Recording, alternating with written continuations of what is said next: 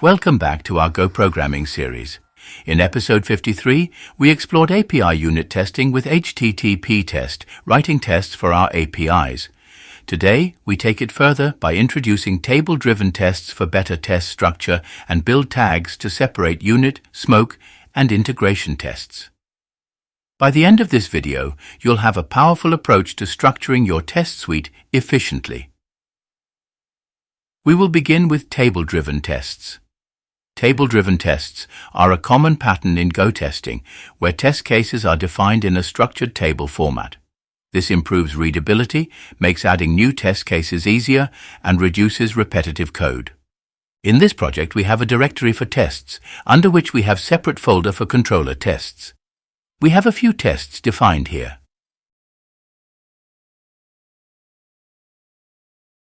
These tests are for the scenario of invalid blog ID and non-existent ID.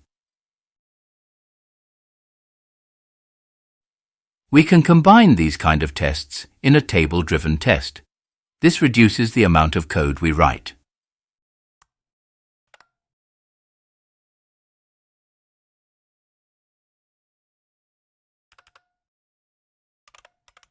We start by defining a struct test blog show result, which will hold our test case data. It contains two fields. Blog ID, a string representing the ID will pass in the request URL. Status code, the expected HTTP response status.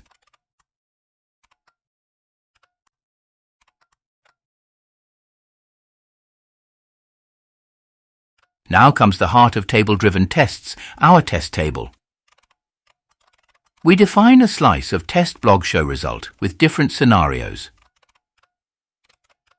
An invalid blog ID like invalid should return 400 bad request.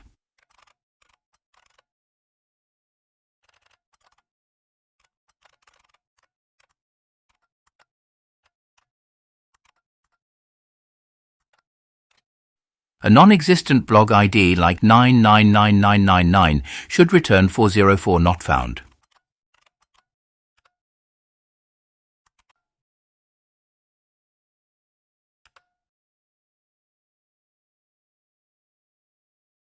Here we created a blog for our tests.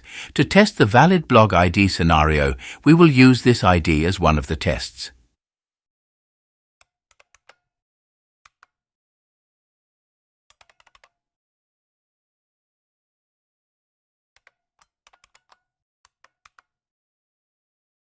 It should return 200 OK. This valid blog ID needs to be converted to a string.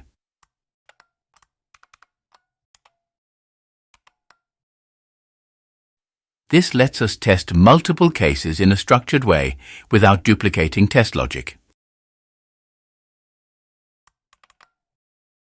Let's copy the code of one of the tests. Now we group our test cases under a single test name, valid, invalid, and non-existent blog ID. Inside it, we iterate over test blog show results slice, executing the same test logic for each case.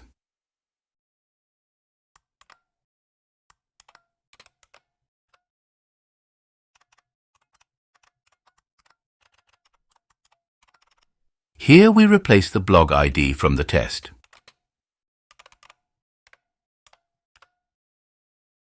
And in assert, the response status code should match the one specified in the test case structure. And that's how you write a table-driven test in Go. Now let's run our test and see the results. As you can see, all test cases pass. This is the test we have just written. This shows our API correctly handles valid, invalid, and non-existent blog IDs. Now comes the second part of this episode, build tags.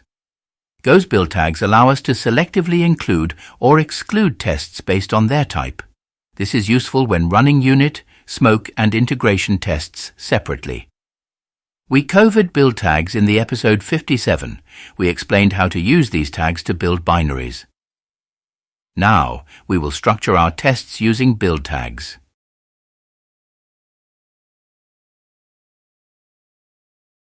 This file contains unit tests, so we specify the tag with the comment Go build unit. This tag represents unit tests. Now we will create a new file for smoke tests.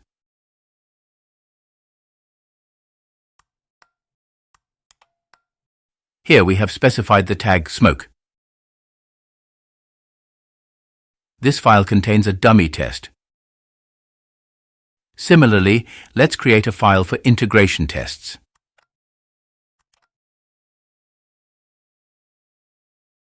Now let's run the unit tests using the tag unit. We specify tags in tags flag. The tests did not run. There is a typo here. I have misspelled the tag. Let's try it again.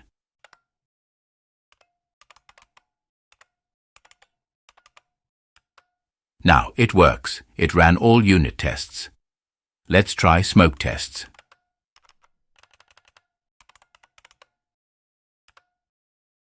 It works as well. We can specify more than one tag as well.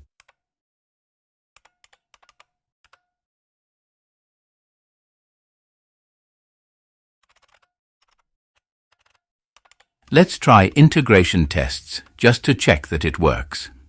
And it does. This way we can selectively execute different types of tests without modifying the test files. We covered table-driven tests for structured and maintainable testing and explored build tags for organizing and running tests efficiently.